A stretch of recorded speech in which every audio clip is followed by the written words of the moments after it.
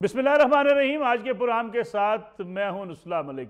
नाज़रीन, पाकिस्तान तहरीक इंसाफ कल पूरे मुल्क के अंदर महंगाई के ख़िलाफ़ यौम एहतजाज मनाएगी और तमाम शहरों के अंदर पाकिस्तान तहरीक इंसाफ के सरबराह इमरान खान साहब की तरफ से अपील की गई है कि तमाम कारकुनान इकट्ठे हों और महंगाई के ख़िलाफ़ भरपूर एहतजाज करें।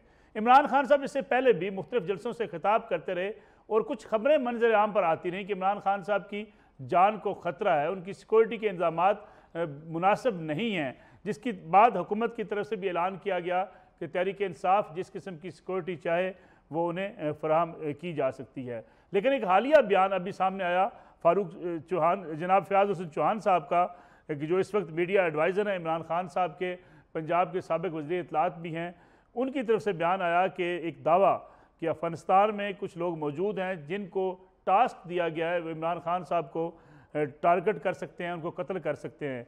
गोया इस लिहाज से रियासत पाकिस्तान की ज़िम्मेदारी और बढ़ जाती है कि इमरान खान साहब की सिक्योरिटी भी भरपूर होनी चाहिए, मुल्क के साबिक़ वज़ीर आज़म और फिर एक बड़ी पार्टी के सरबराह भी। इसी पर आज बातचीत करेंगे और साथ साथ PTI के दीगर जो इस वक्त स्ट्रेटजी है इसका भी जायज़ा लेंगे। हमारे साथ मौजूद हैं जनाब फयाज़ हुसैन चौहान साहब, जो कि इमरान खान साहब के मीडिया एडवाइज़र हैं और पाकिस्तान तहरीक इंसाफ के सीनियर रहनुमा भी हैं। फयाज़ चौहान साहब, बहुत बहुत शुक्रिया प्रोग्राम में वक्त देने का। इब्तिदा में तो मैं आपको चाहूँगा आपको मुबारकबाद भी दी जाए कि आपको इमरान खान साहब ने अपना मीडिया एडवाइज़र मुकर्रर किया। आप उन कारकुनों में शुमार होते हैं जिन्होंने एक सियासी कारकुन की हैसियत से ईवान तक पहुँचे, असम्बली तक पहुँचे, वजारत की ज़िम्मेदारियाँ भी निभाईं।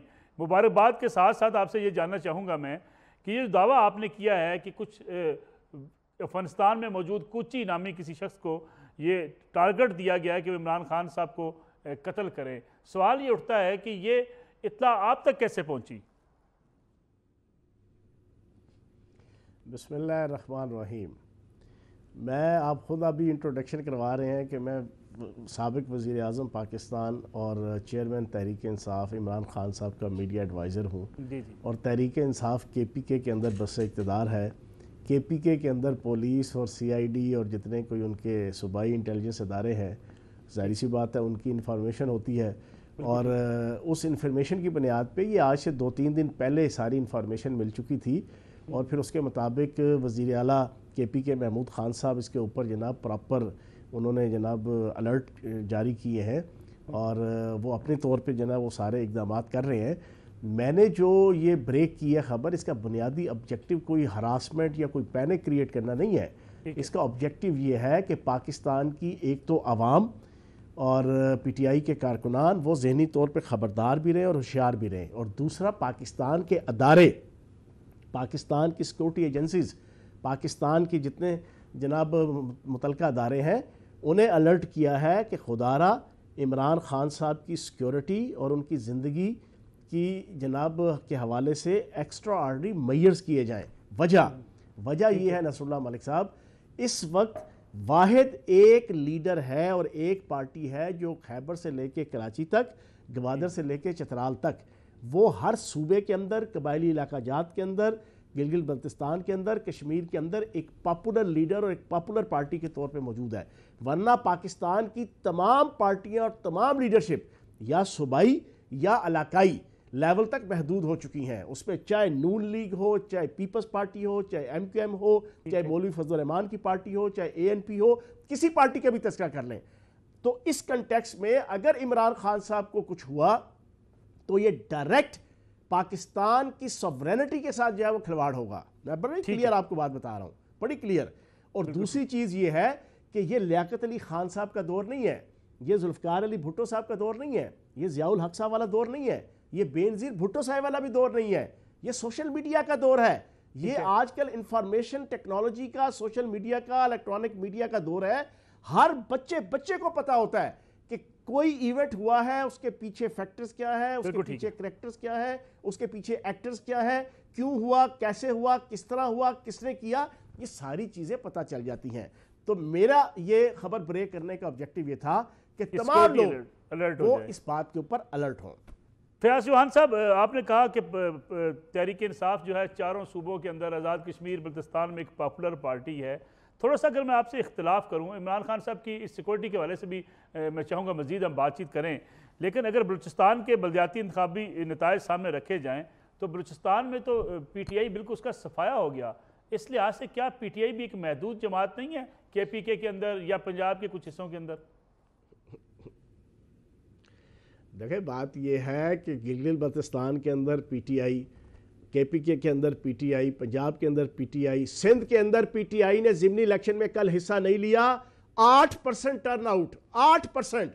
میں یہ سمجھتا ہوں کہ پورے الیکشن کمیشن اور پورے پاکستان کے سیاسی سسٹم کو یہ میسج مل گیا ہے کہ جناب والا پی ٹی آئی ہوگی تو جناب آپ کا سیاسی سسٹم چلے گا، ادروائز نہیں چلے گا. جہاں تک بلوچستان کی بات ہے اور پھر ان حالات کے اندر جب سارے حالات و واقعات، نظائر اور کرائن اور وسائل اور مقتدر حلقے سارے کے سارے پی ٹی آئی کے خلاف ہوں، ان حالات کے اندر بلوچستان کے اندر جو رزلٹ لے لیے گئے اس کو آپ چھوڑیں. بلوچستان کے اندر تو ایسی سچویشن ہوتی ہے، کوئی بھی برسر اقتدار پارٹی ہو یا تو اس کے لوگ ہوں گے یا پھر اسی طرح ملا جلا رجحان ہوتا ہے. جی ایک ضمنی سے پوچھا، لیکن اگر ہم آتے ہیں عمران خان صاحب کی سیکورٹی کے حوالے سے، آپ سمجھتے ہیں اس سازش کے پیچھے کون ہو سکتا ہے؟ پھر دوسرا جو ملک میں سیکورٹی کے ادارے ہیں، یہ ساری انفارمیشن کے پی کے کی حکومت نے ان کے ساتھ شیئر کی ہے، کیونکہ بڑی خبر ہے کہ اگر سابق وزیر اعظم کو تھریٹس ہوں اور یہ بھی پتہ چل جائے کہ کسی فرد کو نامینیٹ کیا گیا ہے یا اسے ہائر کیا گیا یہ کام کرنے کے لیے. دیکھیں آپ کے سامنے ہے، آج سے 2 مہینے پہلے عمران خان صاحب نے جلسے میں یہ ڈسکلوز کر دیا تھا کہ مجھے رستے سے ہٹانے کی، مجھے قتل کرنے کی سازش ہو رہی ہے. پھر اس پہ انہوں نے یہ بھی کہہ دیا تھا کہ میں نے ایک ویڈیو بنا کر جو ہے وہ سیف سائٹ پہ رکھ دی ہے، جس میں میں نے ان تمام لوگوں کو کہ جو اس سازش کے اندر شکار ہیں ان کو پوائنٹ آؤٹ کر دیا ہے. اب یہ لیٹسٹ خبر یہ آ گئی کہ افغانستان کے اندر جناب وہ مطلب ہے بظاہراً وہی جیسا بینظیر بھٹو صاحبہ کا جناب اسیسینیشن ہوئی تھی، وہی سارا ڈرامہ لوگوں دکھایا طالبان کو، اور پیچھے جو فیکٹرز تھے میں اب کیا بات کروں جناب، آپ کو بھی پتہ ہے، میڈیا بھی جانتا ہے، سارے جانتے ہیں کہ اس کے پیچھے کون جناب کریکٹر اور ایکٹر تھے. اسی انداز سے اب اگر یہ ایسی چیز کرنے کی کوشش کرتے ہیں تو میں دوبارہ بات دہرا دوں، یہ سوشل میڈیا کا دور ہے. جی اس وقت بچے کو پتا ہے کہ عمران خان کو کیوں ہٹایا گیا، کس نے ہٹایا، کیوں ہٹایا، بیرونی کریکٹر کون سے ہیں، اندرونی کریکٹر کون سے ہیں، گروہ کون سے ہیں، افراد کون سے ہیں، فرد کون سے ہیں، سیاست میں کون ہے، سیاست سے باہر کون ہے، سب کو پتا ہے. بچے کو پتا ہے. سوشل میڈیا آپ الیکٹرانک میڈیا پہ کرٹیل کر سکتے ہیں. آپ ماشاءاللہ بہت سینئر صحافی ہیں اور ایک انتہائی لیڈنگ ٹی وی چینل کو جناب آپ ایز اے چیف ایگزیکٹو جو ہے نا اس کو چلا بھی رہے ہیں. آپ اچھی طرح جانتے ہیں کہ آپ الیکٹرانک میڈیا کو کنٹرول کیا جا سکتا ہے، اس کی مجبوری ہے، لیکن سوشل میڈیا کو تو نہیں آپ کنٹرول کر سکتے. سوشل میڈیا تو ہر بندے کی اپنی ول، وش، دماغ، خواہش، سوچ، فکر، ideology, thinking, school of thought اس نے فٹ جناب چڑھا دینی ہوتی ہے جناب سوشل میڈیا پہ. تو سوشل میڈیا پہ آپ دیکھ لیں، بچے کو پتہ ہے حالات کیا ہے، واقعات کیا ہے، نظائر کیا ہے، کرائم کیا ہے، حقیقتیں کیا ہے. تو اس وجہ سے ایسی اٹیمپٹ مجھے امید ہے کہ کوئی نہیں کرے گا. جو کرے گا تو پھر جب وہ چیزیں ویڈیو کھل کے آئے گی تو پھر میں سمجھتا ہوں کہ پوری پاکستانی قوم جو ہے نا وہ پھر حساب کتاب پورا کرے گی ان سے. چوہان صاحب یہ سیکورٹی اداروں کے ساتھ یہ انفارمیشن شیئر کی گئی ہے جو آپ تک پہنچی یا پارٹی تک پہنچی، کے پی کے حکومت تک پہنچی؟ دیکھیں آبویسلی جناب کے پی کے کی حکومت اس کے اوپر انہوں نے میئرز بھی لیے ہیں اور اسپیشل الرٹس جاری کیے ہوئے ہیں، تو کوارڈینیشن تو ساری ہوئی ہوگی نا. جی نہیں اگر ہوئی ہوگی تو آج اب تک کی جو سیکورٹی بتا دیا ہے. جی اب تک کی جو سیکورٹی ہے حکومت پاکستان کی طرف سے، اس سے پی ٹی آئی مطمئن ہے؟ آپ مطمئن ہیں کہ عمران خان صاحب کی جو سیکورٹی ابھی دی گئی ہے یہ ٹھیک ہے؟ دیکھیں سیکورٹی میں سمجھتا ہوں کہ ایکسٹرا آرڈنری ملنی چاہیے. میں نے آپ کے پہلے کوسچن کے جواب میں جو بیانیہ پیش کیا ہے نا، آپ اس بیانیے کو دیکھیں. آپ چاہے اس کو پسند کریں یا نہ کریں، آپ اس کو لائک کریں یا نہ کریں، آپ اس سے ایگری ہوں یا نہ ہوں، لیکن یہ ایک حقیقت ہے کہ اس وقت پورے پاکستان کو یونائٹ کرنے کے حوالے سے، متحد رکھنے کے حوالے سے ادارہ ہے پاک فوج اور پارٹی ہے تحریک انصاف اور لیڈرشپ ہے عمران خان. ورنہ حقیقت ہے، آپ مانے نہ مانے ملک صاحب، آپ پیپلز پارٹی کو نہیں کہہ سکتے کہ جس نے ٹوٹل 2 سیٹیں جیتی ہیں کے پی کے الیکشن کے اندر، آپ پیپلز پارٹی کو نہیں کہہ سکتے جن کا کینڈیڈیٹ جو نا وہ ٹوٹل 1,500 ووٹ صوبائی اسمبلی کا اور 2,500 ووٹ قومی اسمبلی کا لے رہا ہوتا ہے پنجاب میں. آپ پیپلز پارٹی کو نہیں کہہ سکتے کہ جس کی سندھ کے اندر حکومت ہے، کراچی کا الیکشن کل ہوتا ہے اور ٹوٹل 8% ٹرن آؤٹ آتا ہے کیونکہ پی ٹی آئی نہیں ہے. جب پارٹی وہ کہ جس کی لیڈرشپ پورے پاکستان کو یونائٹ کیے ہوئے ہے، اس کے خلاف اگر سازش ہوگی تو یہ بنیادی طور پر پاکستان کے خلاف سازش ہوگی۔ چوہان صاحب، میں اگین آپ سے جاننا چاہوں گا کہ ڈیمانڈ کیا ہے پی ٹی آئی کی؟ سیکورٹی کس لیول کی ہو؟ کیونکہ حکومت تو کہتی ہے کہ ہم نے بھرپور سیکورٹی دی ہوئی ہے، پھر عمران خان صاحب بعض جلسوں میں اگر ہم نے لانگ مارچ دیکھا تو بعض جگہوں پہ ایسے اوپن آگے اوپنلی جہاں پہ ان کی جان کو خدا نہ خواستہ کوئی خطرہ پہنچایا جا سکتا ہے، کیا پی ٹی آئی کے اوپر بھی یہ ذمہ داری عائد نہیں ہوتی کہ خان صاحب اپنی سیکورٹی کے پیش نظر ایسے اقدامات کرنے سے گریز کریں؟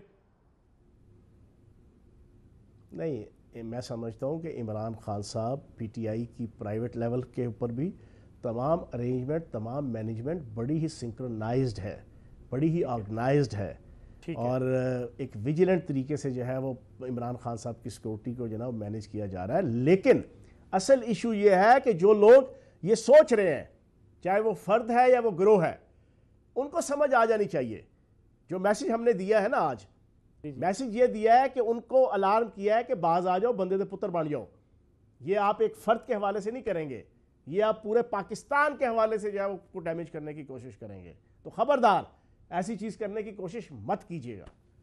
چوہان صاحب، اگر آتے ہیں کل کے احتجاج کی طرف، کل احتجاج کی کال دیا پی ٹی آئی نے پورے ملک کے اندر، کل کی احتجاج کی بجائے لانگ مارچ پینڈنگ پڑا ہے آپ کا، آپ نے کہا تھا لانگ مارچ ہم نے کرنا ہے، لیکن پھر ناگزیر وجوہات کی بنا پر اس کو جاری نہ رکھا جا سکا۔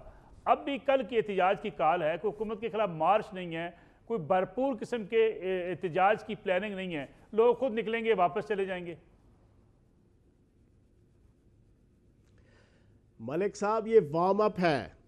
کیا میں نے اس خاکداں سے کنارہ جہاں رزق کا نام ہے آب و دانا، حماموں کبوتر کا بھوکا نہیں میں کہ ہے باز کی زندگی زاہدانہ، جھپٹنا پلٹنا پلٹ کر جھپٹنا، لہو گرم رکھنے کا ایک بہانہ، پرندوں کی دنیا کا درویش ہوں میں کہ شاہی بناتا نہیں آشیانہ۔ یہ وارم اپ ہے۔ یہ جب تازہ تازہ انہوں نے بم گرائے ہیں، زندگیاں جیرن کر دی ہیں، 300 روپے کلو گھی اور تیل، وہ اس وقت 700 روپے کلو مل رہا ہے۔ آپ کی جناب سچویشن یہ ہے کہ خورد و نوش کی ایک ایک چیز 100% مہنگی ہو گئی ہے۔ میرا اپنا کچن امپاسبل ہو گیا، میرا اپنا well off middle class family سے تعلق ہے، لیکن میں اپنا کچن نہیں چلا پا رہا، میں اپنی گاڑی نہیں چلا پا رہا پیٹرول کی قیمتوں کی وجہ سے۔ یہ سارے حالات کے اندر یہ ایک وارم اپ پریکٹس ہے جناب، اس پوری مہنگائی کے خلاف ایک ایکٹیویٹی۔ باقی بیغم رہیں، صبر رہیں، انشاءاللہ ہمیں شاید نکلنے کی ضرورت ہی نہ پڑے۔ ملک صاحب، جو حالات بن گئے ہیں، پاکستان کی عوام خود گھروں سے نکلے گی، خود گھروں سے۔ ابھی تو یہ جو آپ کا یہ 85 روپے تیل اور جناب 115 روپے ڈیزل کا امپیکٹ اگلے 6 7 8 دنوں میں آنا شروع ہونا ہے۔ اور آپ کو تازہ ترین صورتحال بتا دوں، سی پی آئی کنزیومر پرائس انڈیکس آج کی رپورٹ یہ ہے 28% ہو گئی ہے، اور اگلے 7 دنوں میں یہ 35% انفلیشن تقریباً پہنچ جائے گی۔ آپ بتائیں پاکستان کدھر جائے گا، عوام کدھر جائے گی؟ لیکن یہ الزام تو آپ کے اوپر بھی عائد کرتی ہے کہ آئی ایم ایف کے ساتھ اگر معاہدے نہ ہوتے یہ مہنگائی آج نہ دیکھنا پڑتی، یہ الزام تو اس وقت حکومت آپ کے اوپر لگاتی ہے۔ دیکھیں، آئی ایم ایف کے ساتھ ہم نے کوئی پہلا معاہدہ نہیں کیا، یہ کوئی 14واں 15واں معاہدہ ہے پچھلے آپ کے 50 60 70 سالوں کے اندر، اور جو ہم نے معاہدہ کیا تھا اس میں ہم اپنی ٹرمز اینڈ کنڈیشن کے ساتھ چیزیں لے کے چل رہے تھے۔ اگر ہم اتنے ہی پابند ہوتے یا ریاست پاکستان اور حکومت اتنی پابند ہوتی تو جنوری کے اینڈ کے اندر 30 جون تک جو ہے وہ پیٹرولیم مصنوعات کی قیمتوں کو جامد اور سٹیٹک کرنے کا حکومت اعلان نہ کرتی۔ ہم نے تو جناب، اگر آپ کہتے ہیں نا بارودی سرنگیں، ملک صاحب تسلی سے میں آپ کو بارودی سرنگیں سنا دیتا ہوں جو ان کی اپنی اکنامک سروے رپورٹ کے مطابق ہے۔ 32 ارب ڈالر ایکسپورٹ، 31 ارب ڈالر فارن ریمیٹنس، یہ دونوں پاکستان کی 20 سال کی ہسٹری میں پہلے کبھی نہیں ہوئے۔ 6100 ارب روپے ٹیکس ریونیو 74 سال کی ہسٹری میں کبھی نہیں ہوا۔ پھر آپ کا جناب آپ کا growth rate, G D P growth rate 6%، 5.97، پچھلے آپ کے جناب 10 سالوں میں بہترین جناب آپ کا گروتھ ریٹ۔ پھر جناب آپ کا ایگریکلچر گروتھ ریٹ 4.4، پچھلے 20 سالوں میں نمبر 1۔ انڈسٹریل گروتھ ریٹ آپ کا 7.2، پچھلے 20 سالوں میں نمبر 1۔ آپ کا جناب large scale manufacturing growth rate 10.6، پچھلے 20 سالوں میں نمبر 1۔ اب آپ مجھے یہ بتائیں، یہ اگر بارودی سرنگیں ہیں تو پھر ان کی عقل پہ ماتم کرنے کو جی چاہتا ہے، بیگم صفدر روان پہ بھی، آل شریف پہ بھی، نون لیگ کے بھی، اور اس پوری انجمن غلامان امریکہ پہ بھی۔ فیاض چوہان صاحب بہت بہت شکریہ پروگرام میں وقت دینے کا. ایک بریک کا وقت ہوا ہے, بریک پہ سے واپس آئیں گے, بات کریں گے پاکستان, حکومت پاکستان اور کالعدم تحریک طالبان پاکستان کے درمیان مذاکرات مکمل ہو گئے, نتیجہ کیا نکلا ان مذاکرات کا, آگے ہوگا کیا, اس پہ بات کریں گے ایک بریک کے بعد. پروگرام ایک بار پھر خوش آمدید. بات ہوگی تحریک طالبان پاکستان کالعدم اور حکومت پاکستان کے مابین مذاکرات کی. مذاکرات مکمل ہوئے, نتیجہ کیا نکلا, اس پہ بات کریں گے. ہمارے ساتھ موجود ہیں سینئر صحافی تجزیہ کار جناب مشتاق یوسف زئی صاحب, اور ان کے ساتھ افغانستان امور کے ماہر جناب رفعت اللہ اورک زئی صاحب. مشتاق یوسف زئی صاحب, یہ بتائیے گا نتیجہ کیا نکلا, 2 روزہ مذاکرات 2 روز مکمل ہو گئے, کیا آؤٹ کم ہے ان مذاکرات کا؟ جی بہت شکریہ ملک صاحب. اصل میں یہ ابھی مکمل نہیں ہوئی ہے, جو سیشن ان کی جاری تھی, تو یہ ایک آن گوئنگ پروسیس ہے. یہ ملاقاتیں ہوئی ہے اور یہ ملاقاتیں گزشتہ 1 سال سے ہو رہی ہے. ابھی جو ریسنٹلی جرگہ کیا تھا تو اس کے ممبرز کافی زیادہ تھے, ان میں بہت سارے لوگ ایسے تھے کہ ان کو جرگہ کے بارے میں معلومات نہیں تھی. ابھی چونکہ بات چیت بہت اہم مرحلے میں داخل ہو چکی ہے, اور دونوں فریقین یعنی پاکستانی حکومت اور پاکستانی طالبان, انہوں نے مطالبات شیئر کیے ہیں. لسٹ بہت زیادہ ہیں اور یہ خواہشات کی لمبی لسٹ ہے, وہ پاکستانی حکومت کی بھی ہے, پاکستانی طالبان کی بھی ہے, لیکن ان میں چند چیزیں ایسی ہیں بقول جرگہ ممبرز کے جن کے اوپر بات ہو سکتی ہے.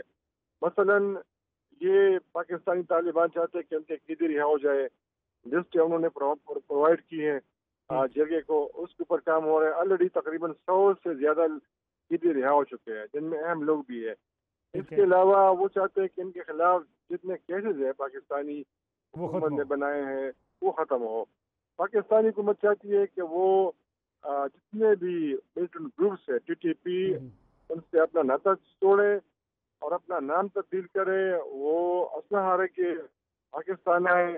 تو اس پہ میرے خیال میں انڈرسٹینڈنگ ہے, لیکن اب مزید جو ہے ڈسکشن ہوگی تو یہ بات سامنے آئے گی. لیکن آپ کو پتہ ہے کہ بہت مشکل کام ہے, اور اس میں سارے پولیٹیکل پارٹیز کو بھی انوالو کرنا ہے, اور یہ جو عام معافی کا بھی اعلان کرنا ہے ان کے لیے. تو یہ شاید ہو سکتا ہے کہ پارلیمنٹ سے اس کے لیے ایک قانون سازی ہو, ایک بل منظور ہو جائے تاکہ ان کے لیے عام معافی کا اعلان کیا جائے.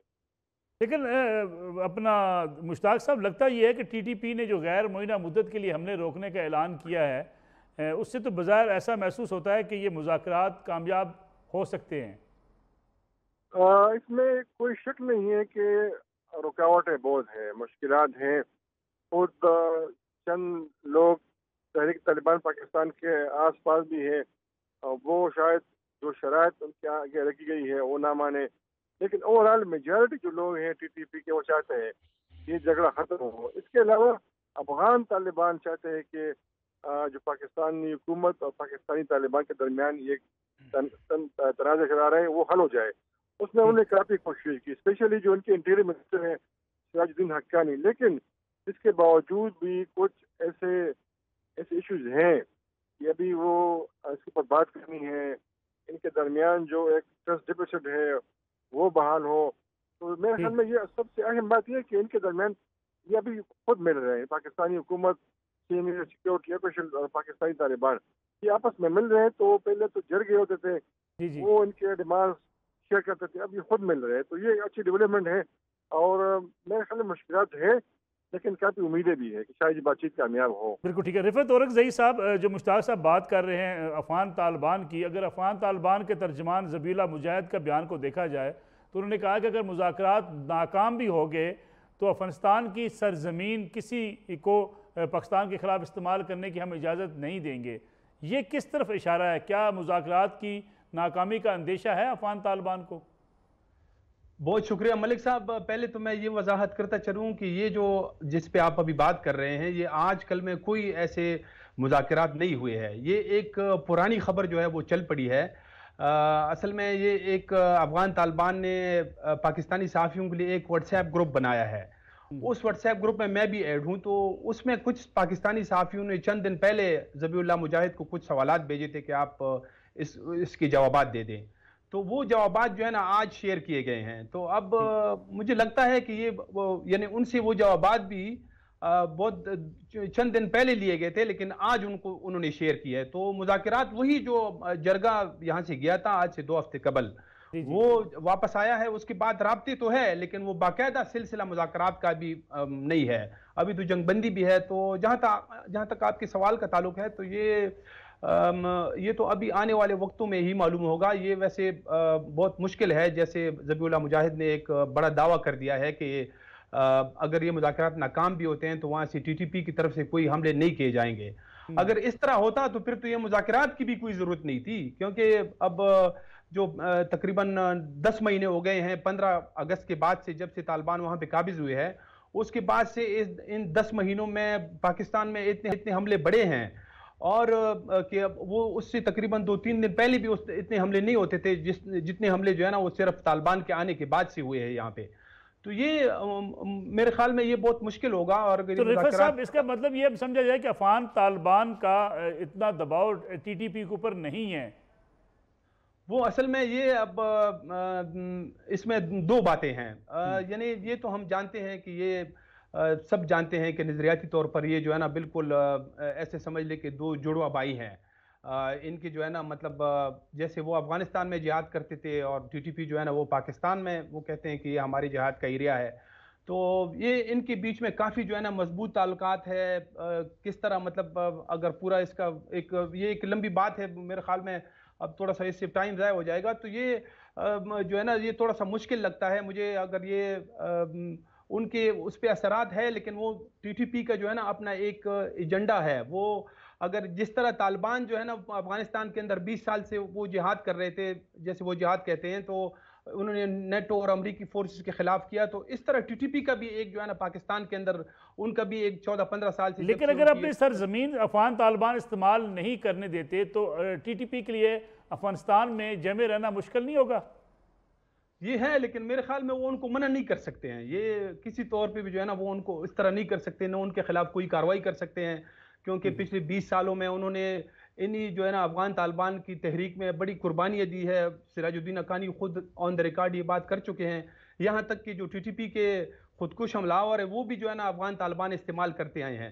تو اس کے علاوہ جب یہ 9/11 کے بعد یہ سارے افغان طالبان جب پاکستان کے قبائلی علاقوں میں پناہ گزین تھے تو انہی TTP کے لوگوں کے پاس تھے اور TTP کے لوگ کہتے ہیں کہ ان کی وجہ سے ہمارے 7,000 لوگ جو ہے وہ شہید ہوئے ہیں یعنی افغان طالبان کی وجہ سے کیونکہ یہاں پہ بھی کافی ساری کارروائیاں ہوتی رہی ہیں. تو یہ بہت مشکل ہے ان کے خلاف کارروائی کرنا. البتہ یہ جو ہے نا افغان طالبان اس میں بالکل پوری دیانتداری کے ساتھ جو ہے نا بڑی محنت کر رہے ہیں کہ وہ کسی طور سے یہ جو مذاکرات ہے یہ سلسلہ جو ہے نا وہ کامیاب ہو جائے. اور ٹھیک ہے رفعت راولی صاحب مجھے ایک چھوٹی سی کمرشل بریک پروگرام میں شامل کرنی ہے. واپس آئیں گے تو اس پہ بھی بات کریں گے کہ کیا TTP اب اتنی صلاحیت رکھتی ہے کہ اگر مذاکرات ناکام بھی ہوتے ہیں تو پاکستان کے ساتھ ان کی جو ایک لڑائی ہے اس میں ان کی کتنی قوت باقی بچی ہے, وہ پھر افغانستان کے طالبان اس میں کیا کردار ادا کریں گے اگر پاکستان کے خلاف مزید کارروائیاں ہوتی ہیں. اس پہ بات کریں گے بریک کے بعد. پروگرام میں ایک بار پھر خوش آمدید. مشتاق یوسف زئی صاحب یہ بتائیے گا کہ موجودہ جو مذاکرات ہوئے ہیں یا بات چیت ہو رہی ہے اس میں تحریک طالبان پاکستان کے کون کون سے گروپ شامل ہیں اور کچھ ایسے لوگ بھی ہیں جو ان مذاکرات میں شریک ہی نہیں ہیں؟ جی بالکل. پہلے ایسا تھا کہ چند لوگ تھے کہ وہ مذاکرات سے ان کو یقین نہیں تھا اور ان کا خیال یہ تھا کہ پہلے بھی معاہدے ہوئے ہیں اس کے اوپر عمل نہیں ہوا ہے تو وہ کچھ ریلکٹنٹ تھے. لیکن بعد میں پھر طالبان نے کمیٹی بنائی اور پھر سارے جو گروپس ہیں اس میں شامل ہو گئے اور جو مومن ٹرائبل ڈسٹرکٹ کے ملیٹنٹس ہیں مولوی خالد خراسانی عمر خالد خراسانی تو وہ بھی اب اس میں شامل ہو گئے ہیں اور یہ ہے کہ ان کو بھی تشویش ہے کہ شاید یہ جو مرحلہ ہے اس میں کچھ رکاوٹیں ہوں لیکن ابھی سارے اس میں شامل ہیں. لیکن یہ جو جرگہ ابھی ریسنٹلی کیا تھا تو کچھ جو لوگ اس میں تھے جس میں نے ذکر کیا تو ان کو تجربہ نہیں تھا. پھر جرگے کے لوگ بہت زیادہ تھے ممبرس اور اس کی کمپوزیشن صحیح نہیں تھی. اس میں جو اہم لوگ تھے سوات کے وہ شامل نہیں تھے. عوامی نیشنل پارٹی کے اس میں نمائندگی نہیں تھی اور آپ کو پتہ ہے خود طالبان بھی چاہتے ہیں اور انہوں نے زور بھی دیا ہے کمیٹی کے جو ممبرز ہیں کہ اس میں کم از کم MP کے لوگ شامل ہوں کیونکہ آپ کو یاد ہوگا کہ NP کے تقریباً 800 سے زیادہ لوگ مارے گئے ہیں، اور طالبان اور ان کے درمیان کیا اختلافات تھے، چونکہ یہ خیبر پختونخوا میں ان کی حکومت تھی۔ تو ابھی شاید ایک کوشش ہو رہی ہے کہ NP کو بھی شامل کیا جائے، لیکن جب تک اس میں پولیٹیکل پارٹیز کے لوگ شامل نہ ہوں تو میرے خیال میں یہ بات چیت جو ہے اس طرح مؤثر نہیں رہے گی، کیونکہ یہ جو جرگہ ممبرز ہیں پہلے بھی انہوں نے معاہدے کیے ہیں، انہوں نے بات چیت کی ہے دونوں فریقین کے درمیان، لیکن پھر تو وہ ہیلپ لیس ہے، وہ بے بس ہو جاتے ہیں، ان کے پاس اختیار نہیں ہوتا۔ تو جب تک اس میں پولیٹیکل پارٹیز شامل نہیں ہوتی، میرا نہیں خیال کہ یہ جو اس کا جو صحیح جو عمل ہے، جو اس کا آؤٹ پٹ ہے، وہ سامنے آ جائے۔ اور اسی طرح طالبان بھی چاہتے ہیں کہ اس میں مؤثر لوگ ہو، اس میں وہ لوگ ہو کہ جن کے پاس اختیار ہو، اس لیے بہت ہی اعلیٰ لیول پہ سیکیورٹی اداروں کے لوگ اس میں شامل ہو گئے تھے، انہوں نے کئی ادوار کیے اور کافی معاملات ہیں انہوں نے آلریڈی حل کیے ہیں، لیکن اس لیے پھر انہوں نے پختون جرگہ اس میں شامل کیا تاکہ پختون روایات کے مطابق یہ مسئلہ حل ہو۔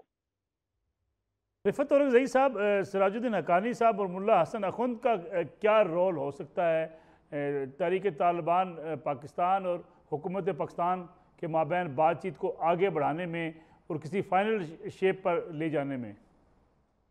دیکھیں ملک صاحب، اس میں یہ جو مذاکرات کا سلسلہ شروع ہوا ہے تو یہ تو ہم سب جانتے ہیں کہ اس میں سراج الدین حقانی جو ہے اس کا بڑا کردار ہے، بلکہ یہ سلسلہ جو ہے وہ شروع بھی جو ہے نا ان کی طرف سے کیا گیا، اور پھر ابھی یہ جو کابل میں یہاں سے جرگہ گیا تو اس جرگے کی بھی جو ہے نا سراج الدین حقانی سے ملاقاتیں ہوئی، پھر اس کے علاوہ باقی بھی جو طالبان لیڈرشپ تھی وہ بھی اس میں شامل تھے، اور سراج الدین حقانی نے آن دا ریکارڈ اس کا ایک سٹیٹمنٹ بھی ہے کہ مطلب ان کی کوشش ہے کہ کسی طریقے سے یہ جو معاملہ جو ہے وہ حل ہو جائے، لیکن اس نے ایک یہ بات بھی کی ہے کہ وہ TTP کا اس نے حوالہ دیا تھا کہ TTP کے لوگوں نے مطلب بڑی قربانیاں دی ہیں، ہم مطلب پوری دیانتداری سے کوشش کریں گے کہ بات بن جائے، لیکن ہم اس کے اوپر کوئی دباؤ نہیں ڈالیں گے۔